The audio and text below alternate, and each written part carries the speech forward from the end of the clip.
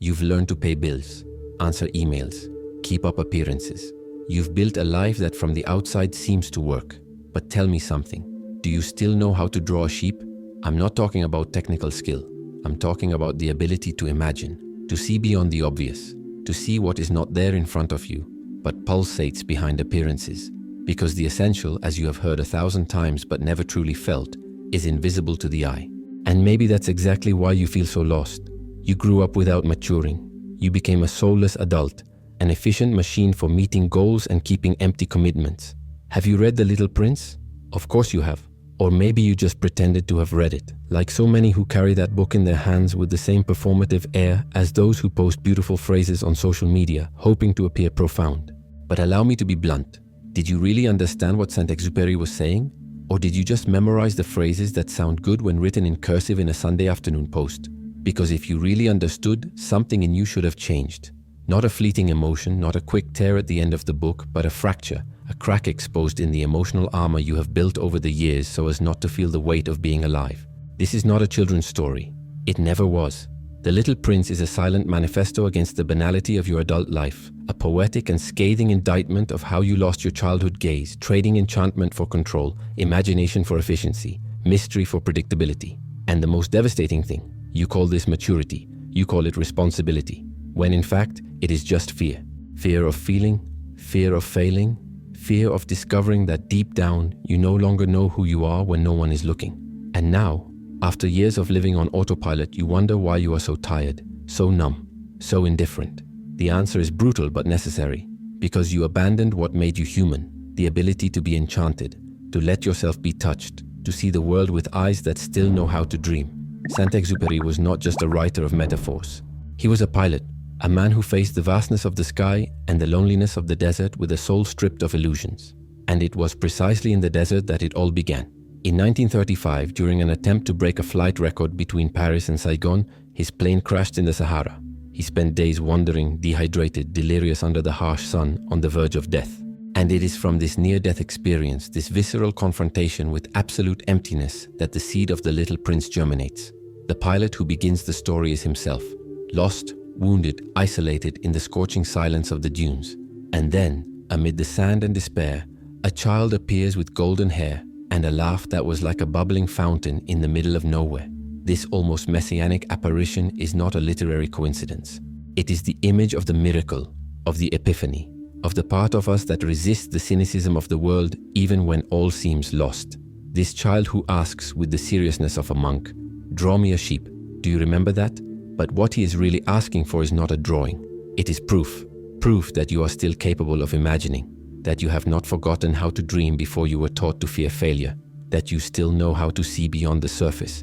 Because the narrator, like you, tries to draw real, technical, correct sheep, sheep that look like real sheep. But none of them satisfy the prince. And then, in an act of pure creative surrender, he scribbles a box and says, "The sheep is inside." And the prince smiles, finally smiles. Do you know why? Because he saw it. He understood. He doesn't need the perfect image. He doesn't need the flawless stroke. He sees with his heart, with that part of us that doesn't require visible evidence to believe in the invisible. And you? Do you only see what's right in front of your nose? Or are you still able to glimpse what is implied, suggested, hidden between the lines of life? Because here is the first major fracture that the book exposes. You have been trained to see only the literal. You have been conditioned to distrust the symbolic, to demand material proof of everything, to reduce existence to what can be measured, weighed, photographed. And in the process, you lost the ability to see what is essential. The problem is that you grew up. You grew up, but you didn't mature. You became a soulless adult, a collector of tasks, a machine for achieving goals. Saint-Exupéry says, all grown-ups were once children, but few of them remember it. Are you one of those few? Or are you just another one of those emotionally stifled people who think sensitivity is weakness, that vulnerability is a flaw, that dreaming is for people who don't understand how the world works? When did you stop looking at the sky and start only looking at your phone screen? When did you trade the whys for the bills? The author, Inter des Hommes, writes, "If you want to understand men, watch them while they build. The essence is in the work. And what is your work? What are you building that is worth the effort of continuing to breathe every day?" Because the Little Prince, when he appears in the desert, is the incarnate reminder that there is something beyond survival. It is the spirit that questions, that slows down, that dares to be vulnerable in a world that only applauds brutality disguised as productivity. There is a philosophy here that you need to understand. Phenomenologists, thinkers who study how we perceive the world, talk about something called original perception. It is that first glance, the one that sees things without cultural filters, without prior judgments, without automatic classifications. Children have this naturally. They see a tree and do not think oak 15 meters, useful for wood. They see mystery, shade, branches that look like arms, stories that live in the roots. But what about you? You look at a person and immediately classify them. Useful or useless, interesting or disposable, aligned with your goals or not. You have lost the ability to see others as living beings, as mysteries that reveal themselves little by little. And this is not just an aesthetic loss, it is an existential loss. Because when you stop seeing the invisible, you stop feeling the real weight of things. Everything becomes superficial, everything becomes functionality. You live, but you don't feel. You walk, but you don't see. You talk, but you don't listen. And maybe that's why you're so tired, so numb, so indifferent, because you've abandoned what made you human, the ability to be enchanted. Think about how many times you've passed by something beautiful and didn't even notice. How many conversations have you had where you were only physically present, while your mind was already racing to the next task? How many people have tried to get close to you and found only a wall of busyness, of haste, of disinterest disguised as responsibility? You have become impervious to enchantment. And worse, you think this is a sign of maturity, when it is only a symptom of death in life. Of course, Saint-Exupéry does not offer easy answers. He does not deliver self-help formulas or magic solutions to fix your life in 5 steps. What he proposes is much more radical: a return, a way back to what has been abandoned within you. It was the time you wasted with your rose that made it so important. This is not a cute calendar quote. It is a sentence of emotional re-education. He is saying, come back, modern man. Come back and face what you have let die inside you. Not with silly nostalgia, but with courage, with the bravery of someone willing to cross the desert. Because only those who cross the void can rediscover what is essential. And you already know what is essential, don't you? But knowing is very different from living. You know you should be more present. You know you should slow down. You know you should listen more, feel more, allow yourself more. But knowing doesn't change anything if you keep repeating the same patterns, running away from the same vulnerabilities, avoiding the same internal confrontations. The question remains, can you still see the sheep inside the box? Or have you even lost the will to try? You become eternally responsible for what you captivate. You've probably read this phrase so many times out of context that it has lost its weight. It has become embroidery on a pillow, a caption for a couple in love, a sticker on a motivational planner. But, my dear, this sentence is not poetry for Instagram. It is a warning, a silent but relentless decree about what it means to truly love. It is not romantic advice. It is a commitment that requires sacrifice, constancy, and presence. And here I challenge you. Do you know what emotional responsibility is? Or do you live hiding behind the excuse that you didn't promise anything, while destroying what you attracted, without the slightest notion of the wound you leave behind? Saint-Exupéry, in putting these words in the fox's mouth, is not creating an empty metaphor. He is drawing a relational map of the human soul. The fox begs to be tamed, but also warns, if you tame me, we will need each other. Here is a lesson that you, in your selfishness disguised as freedom, refuse to understand. Because taming means taking the other into yourself. It means making room in your time, in your schedule, and especially in your soul. And that scares you, doesn't it? Because you have learned to live without deep ties, to keep everything under control, to get close to the point of discomfort and leave before it hurts. But the fox does not want a passing encounter. She wants a ritual. And true love, the kind without veneer and without filters, requires rituals. You live in a time when bonds have been reduced to interactions. Promises have become likes. You call your inability to get deeply involved freedom. You think it's beautiful to say that no one belongs to anyone. But you shrink in fear when you realize that to love is to risk losing, that to be with someone is to expose yourself, to open your heart and let the other person in, with their own contradictions, fears and imperfections. And so you opt for the shallow, for the safe, for the controllable, and you drown anyway, because emptiness is a desert much crueler than the Sahara. In this emotional desert, where you collect contacts but not intimacy, the little prince appears as a judgment, not in the moralistic tone of someone who points fingers, but as a child who looks at you and asks with transparent eyes, why did you run away? Why did you give up on feeling? Existentialist philosophers, especially Sartre, talk about something called bad faith. It's when you pretend to be something you're not, when you live a lie so well rehearsed that even you believe it. And perhaps that is your greatest bad faith, pretending that you are fine alone, pretending you don't need anyone, pretending that deep connections are a burden and not a bridge to what is most human in you. You have constructed a narrative in which emotional independence is strength, when in fact it is just fear disguised as a philosophy of life. The fox teaches the prince something that should be engraved in his soul. Sit a little farther from me as you are now. Each day you will sit a little closer. This is the rhythm of care, the slow approach, respect for the other's time, learning to be present.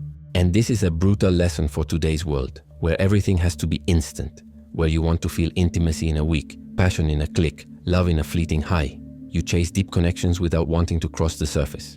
You want bonds without processes, ties without roots. But genuine affection requires something you have unlearned: patience. And patience today is almost a revolutionary act. It is resisting haste. It is accepting that good things take time. It is understanding that captivating someone is not about conquering, seducing, or impressing. It is about building, day after day, a presence that becomes irreplaceable. Not because you are perfect, but because you were there. Because you chose to stay. Because you didn't run away when things got tough. There is a huge difference between being with someone and building with someone. Being is easy. It's sharing good times, occasional laughter, light conversation when it suits you. Building is another story. It's showing up on gray days. It's staying when the novelty wears off. It's choosing every day, again, to be present. Even when it's hard, even when it's tiring, even when you feel like disappearing. And you, how many times have you chosen to build? Or have you always chosen the easy way out? The one where you don't have to truly commit, where you can leave whenever you want without explanations, without guilt, without consequences. When the fox finally says goodbye, something breaks. Not just in the prince, but in you, if you have the courage to feel it. Because there lies the most excruciating pain anyone can experience, having been transformed by an encounter that must end. The golden wheat will remind me of you, and I will love the sound of the wind in the wheat. See how devastatingly beautiful that is. To suffer for someone and still find meaning in keeping memories, not to torment yourself, but to keep alive the flame of a love that educates, that marks, that remains. How many times have you cursed an ending without realizing that in that ending there was the seed of a transformation? Perhaps because you only know how to see losses as tragedies, not as passages, not as necessary rites. This is where Saint-Exupéry puts the reader up against the wall.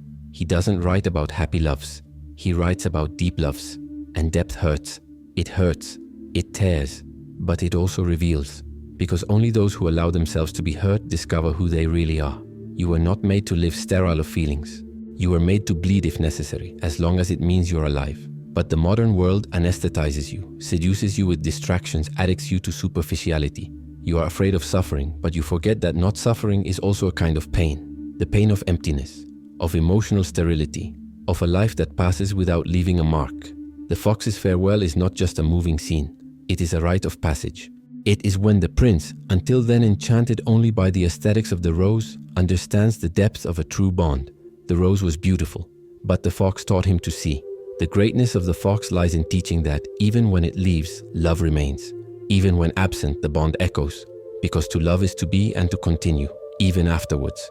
And you who are so afraid of being abandoned, forget that true presence does not depend on physical proximity. It lives in the marks you leave, in the transformations you cause, in the way you change someone forever just by having been there. Think about the people who have marked your life. How many of them are still physically present? Probably few, but they are still alive inside you, aren't they? In that advice you carry with you, in that memory that warms you, in that way of seeing the world that you learned from them. That is captivating. That is being eternally responsible. It is leaving a part of yourself in someone and taking a part of that person with you forever. Are you doing that? Or do you just pass through people's lives like someone passing through a subway station, leaving no trace, no roots, not allowing yourself to be truly touched? On the surface, the little prince seems to talk about planets and flowers, sheep and baobabs. But what is at stake is much more devastating. It is the battle between sensitivity and anesthesia. The flower, vain and fragile, is a faithful portrait of human relationships. Don't you see? It's that kind of bond that irritates, that demands attention, that doesn't know how to apologize but suffers in silence, waiting to be understood. And you, impatient, want everything resolved with Cartesian objectivity. You want relationships that don't hurt, loves that don't require effort, friendships that don't demand care. But the flower is not a machine. It is organic, uncertain, sensitive. And you no longer know how to deal with that. You forgot to care. You forgot to listen to the unspoken words, to water with gestures, to protect with your presence. That rose planted alone on the prince's planet is everything you leave for later. It's that call you didn't make, that message you ignored, that love you didn't know how to nurture. And when it's gone, only then do you realize what you've lost. The great tragedy of existence is not the end. It is the silent neglect that precedes the loss. I should have judged her by her actions, not her words, says the prince. Too late. That's right. How many people have you judged for a misinterpreted gesture, for a misplaced word? How many times have you turned your back without trying to understand? Saint-Exupéry isn't telling you a little story. He's holding a mirror up to your face, and you may not like the image reflected back at you. The rose represents the other in its most uncomfortable form. Someone who depends on you but also hurts you, who needs protection but at the same time challenges you with thorns. It is love as a paradox, and you, spoiled by an ideal of unconditional and frictionless affection, don't know how to deal with it, because you want the beauty of the flower without the effort of cultivation.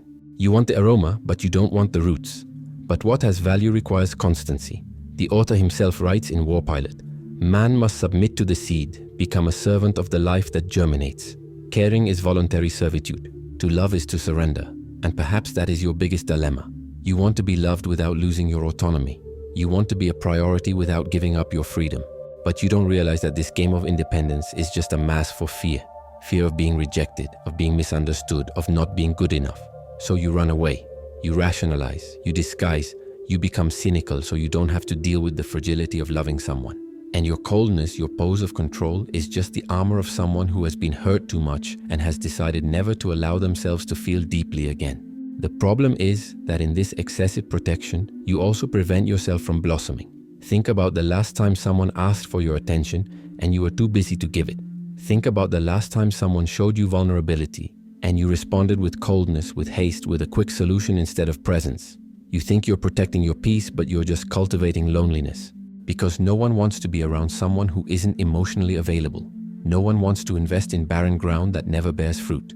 The prince's rose was imperfect, vain, complicated, but it was unique.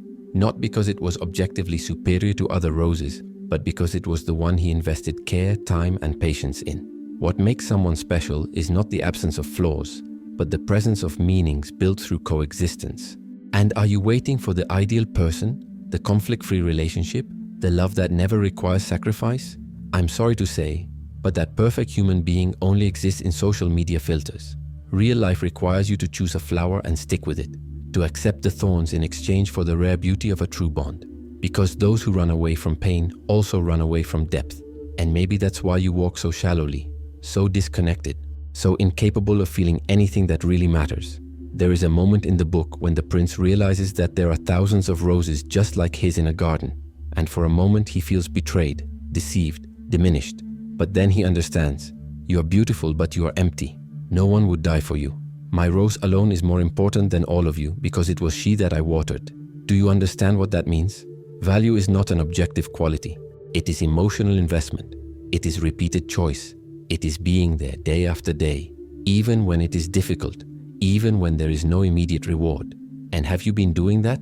Or do you just abandon people at the first sign of difficulty, at the first thorn that pricks, at the first moment when the initial enchantment gives way to the imperfect reality of living with another human being? Because if you only love when it's easy, you don't love. You consume. And consumption leaves no deep marks. It leaves only the emptiness of someone who never really allowed themselves to be. There is a philosophy behind this that deserves to be named. Existentialists talk about authenticity. The courage to live according to who you really are, not who others expect you to be. And to love authentically means accepting that the other is not an extension of yourself, not your project, not your object. It is accepting radical otherness, the irreducible strangeness of the other. The rose is difficult because it is other, because it has its own will, its own needs, its own rhythm. And you, accustomed to controlling everything, don't know how to deal with the uncontrollable. But that is exactly where the beauty lies. In the risk, in the unpredictability, in the surrender without guarantees. Because only those who accept not having control can experience true intimacy. Only those who surrender to the paradox of the other, who hurts and heals, who draws near and pushes away, who depends and challenges, can know what it is to truly love. And maybe you've never come close to that. Maybe you've spent your whole life rehearsing affection but never really diving in, always with one foot out, always with an escape plan, always afraid of losing yourself in the other. But the prince teaches you. Losing yourself in the other is not a loss. It is an encounter. It is discovery. It is the only way to escape the prison of the ego and inhabit something greater. And as long as you don't have the courage to water an imperfect rose, to accept the thorns, to stay when everything asks you to leave, you will continue to wander through emotional deserts surrounded by people but completely alone. There is a crucial moment in the story when the prince, upon leaving, looks up at the sky and says that from then on, each star will bring with it the sound of his rose's laughter. He transforms the pain of absence into symbolic presence. That, my friend, is emotional transmutation. It is when loss is not denial but living memory. How many times have you lost something or someone and chosen to forget as a form of self-preservation? But to forget is to die in pieces. To remember is to keep alive. Saint-Exupéry teaches us that longing can be a bridge if you have the courage to cross it. He who lived so close to death knew that every moment lived with authenticity is sacred. His writing pulsates with the urgency of someone who understands that time is a non-renewable resource. In Letter to a Hostage, he says, "To love is not to look at each other. It is to look together in the same direction." And where are you looking? Into your own ego? Into mirrors that only confirm what you already think? Or to the horizon where risk, mystery, and otherness dwell? Because there is a brutal difference between being next to someone and walking alongside someone. Being beside someone is physical, circumstantial, temporary. Walking together is existential. It is sharing not only spaces but directions. It is aligning not only agendas but purposes. It is building not only moments but a path. And how many times have you been beside someone without ever really walking together? How many times have you shared a bed, a table, a roof, but never shared a soul? The prince's rose was not perfect, but he learned something that you still resist. It was the time you spent with your rose that made it so important. This phrase is not cheap romanticism. It is the harshest truth about affection. The value is not in the person themselves, but in the investment of presence you make. It's the time you dedicate. It's the mornings you choose to be there. It's the nights when you could be anywhere, but choose to stay. And maybe that's why nothing seems important to you today. Because you don't invest time in anything. You consume experiences, but you don't build bonds. You accumulate contacts, but you don't cultivate intimacy. You pass by people, places, opportunities, always with an eye on the next thing, always thinking that something better is waiting, always unable to truly immerse yourself in what is in front of you. There is a concept in existentialist philosophy called project of being. It is not a project in the corporate sense, with goals and deadlines. It is the direction you choose for your existence. It is what you build when no one is watching. It is what remains when you leave. And your project of being? What is it? What are you building that deserves to be remembered? What flowers are you watering? What bonds are you nurturing? Or are you just surviving, running from one obligation to another, accumulating empty days in the name of a life that never arrives? If you feel that something is missing, that there is a void that no external achievement can fill, perhaps it is because you forgot to build internally. You forgot to connect. You forgot to water your own roses. And I'm not talking about shallow self-help, about aesthetic self-care. I'm talking about getting back to basics, about rediscovering what makes you feel alive. And if this video is moving you, and I know it is, it's because the little prince inside you still breathes.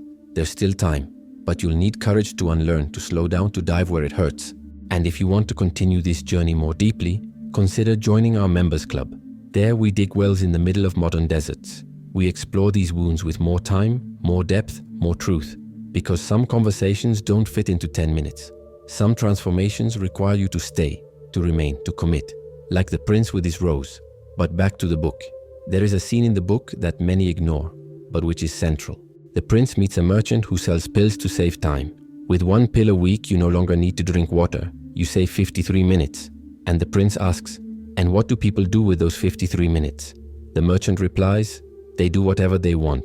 And the prince thinks, if I had 53 minutes to spend, I would walk gently toward a fountain. Do you understand what is being said here? That the modern obsession with efficiency, with saving time is a sham. Because you don't want time. You want to be alive. And being alive requires slowness, requires inefficiency, requires walking gently toward that which nourishes you. But you traded the fountain for pills. You traded true thirst for the illusion of satiety. And now you are dehydrated of meaning, dying of a hunger you cannot name. The time you lost with your rose is what made it important. But what about yourself? How much time have you lost with yourself? How much time have you devoted to getting to know yourself, to understanding your own contradictions, to making peace with your wounds? Or have you also run away from yourself, filling every second with distractions so you don't have to look inside? Because in the end, the little prince is not just about loving others. It's about loving yourself enough to allow yourself to be vulnerable. It's about having the courage to water your own inner flowers, the ones that no one sees, but that define who you are when you're alone. And that perhaps is the most difficult task, not running away from yourself. There is an urgency in this message that cannot be ignored. Each passing day is a day when you choose to be present or absent, in which you choose to invest or consume, in which you choose to build or just survive. And the sum of these daily choices is what defines your existence. Not the big moments, not the monumental achievements, but the small repeated gestures, the roses you water, the presences you cultivate, the memories you build. And when the end comes, because it will come, that's for sure, what will remain? Numbers in a bank account, titles on a wall, or the echo of a presence that marked, that transformed, that remained. Saint-Exupéry knew that death is not the end of the story, but the question that reveals what really mattered.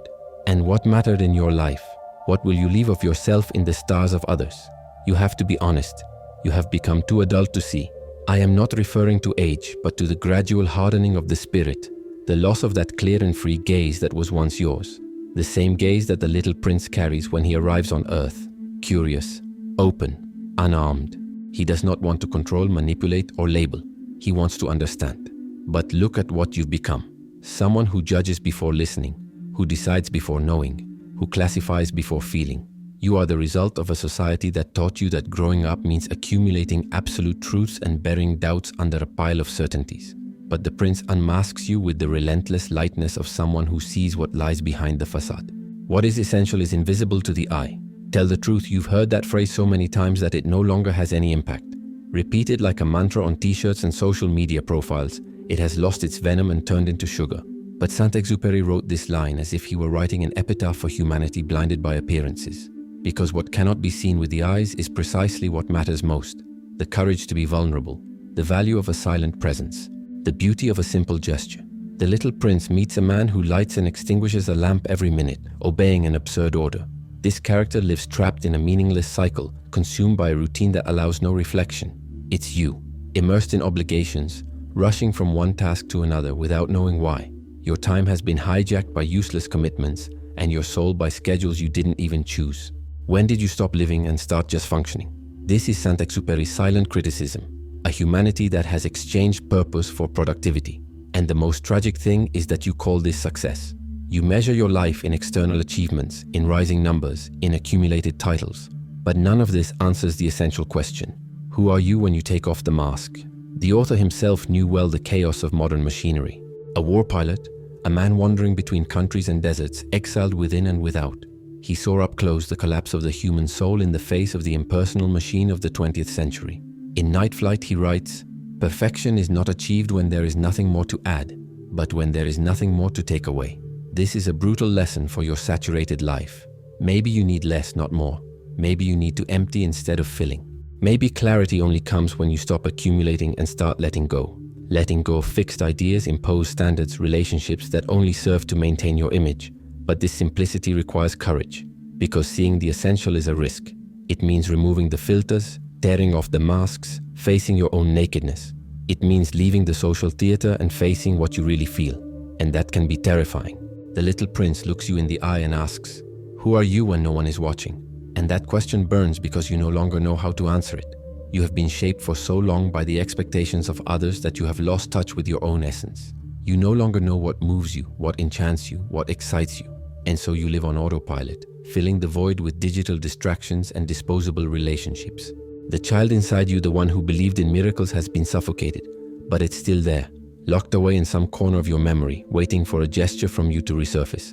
Saint-Exupéry knew that childhood is less a phase of life and more a quality of the soul. When he introduces us to the prince, he's not talking about a literal child. He's talking about a lost dimension, an attitude toward life that you abandoned in the name of toxic maturity. It is no coincidence that the book begins with a drawing of an elephant inside a boa constrictor and adults only see a hat. Have you also stopped seeing the invisible? If so, there is still time.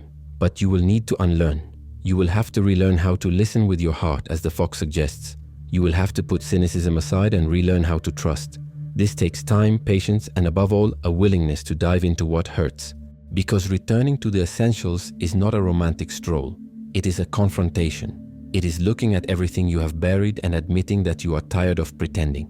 It is recognizing that the life you have built, however impressive it may seem from the outside, is empty on the inside. Think of the characters the prince encounters on his journey across the planets. Each of them is a distorted mirror of spiritual decay. The king who must rule even without subjects. The vain man who only listens to compliments. The businessman who counts stars like he counts money. The drunk who drinks to forget that he drinks. Each figure is a warning, and you recognize yourself in some of them. You need to feel that you are in control even when there is no one willing to obey. You filter criticism and live for the validation of others. You traded time for profit and forgot the names of the people you love. You numb yourself with distractions so you don't have to face the mirror. And there's no point in turning your face away, because these planets are not just metaphors. They are the emotional map of your existence. There is a philosophical depth here that needs to be unveiled. Heidegger, a German philosopher, talks about something called being in the world. It is not just physically existing in a space. It is inhabiting, it is being present, it is being part of something bigger than yourself. But you no longer inhabit. You just occupy spaces. You move around without putting down roots. You consume without nourishing yourself. You are in the world, but you are not of the world. And this disconnection is the source of your emptiness. The prince inhabits his planet. He takes care of the rose, cleanses the volcanoes, pulls up the baobabs before they grow too tall. He has rituals. He has responsibilities. He belongs. And you? Do you belong somewhere? To someone? To a cause? Or are you just a ghost wandering between commitments, always passing through, never truly present? The question is, are you going to keep pretending that everything is fine? That life is just that? Wake up, produce, sleep, repeat? Or will you have the courage to stop, look around and ask what for? Because the prince did not come to entertain you. He came to confront you. And in that confrontation, either you wake up or you remain just another one who forgot the essentials along the way. And awakening hurts. I won't lie to you. It hurts because it means admitting everything you lost along the way. All the people you didn't know how to love. All the moments you let slip by. All the versions of yourself you buried to fit expectations. But this pain is not the enemy. It is the pain of childbirth, of rebirth, of the possibility of starting over, now with your eyes open. At the heart of the work is an encounter that redefines everything. The fox. And it is at this moment that the philosophy of the little prince reaches its fullness. The fox, wise and wild, does not appear as just any character, but as a teacher in disguise. An archetype of the other, who teaches not with theories, but with affection, with absence, with waiting. You become eternally responsible for what you tame. This phrase, which recurs throughout the text, as well known as it is misunderstood, is not just a beautiful aphorism. It is a sentence, a solemn warning. Because taming someone is not a light matter. It is not a game. It is not a pastime. To tame is to enter into a silent pact with the destiny of the other.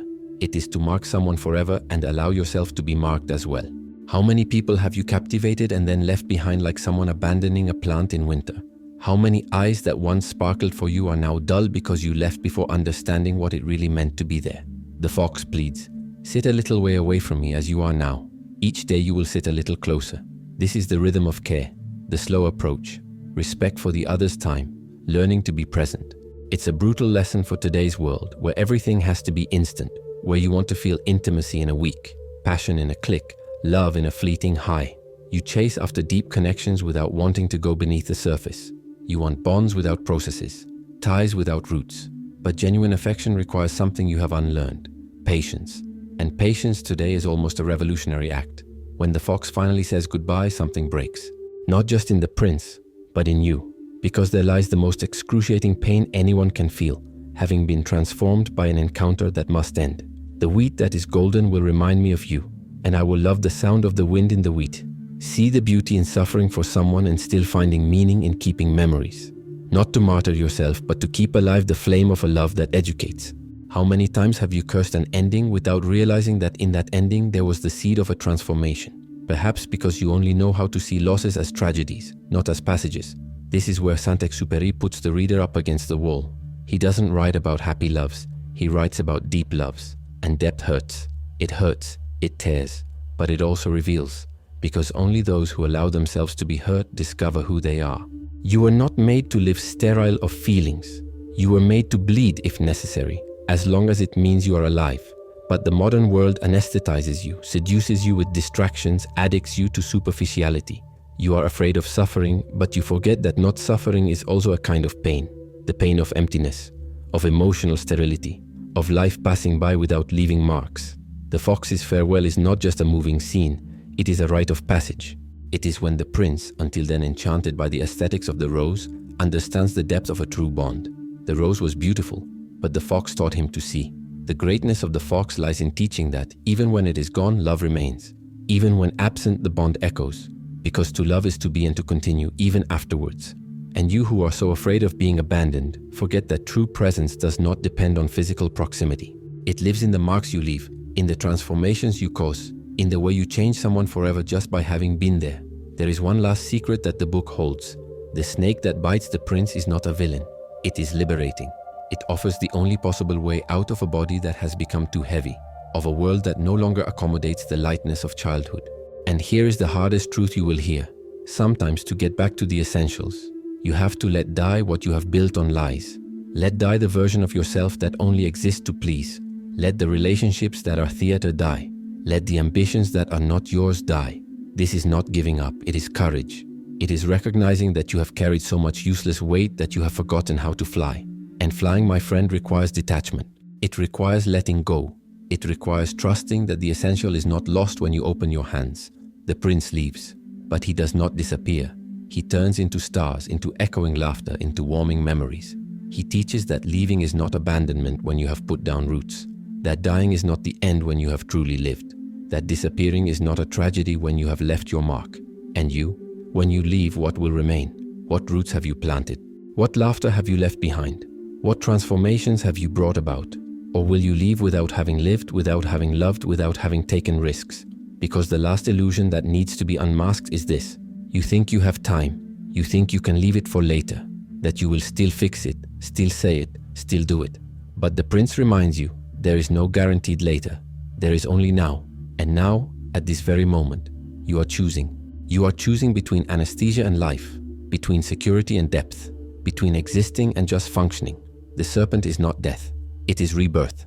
It is the possibility of leaving behind everything that imprisons you and returning to what has always been yours. The ability to be enchanted, to see with your heart, to love without fear.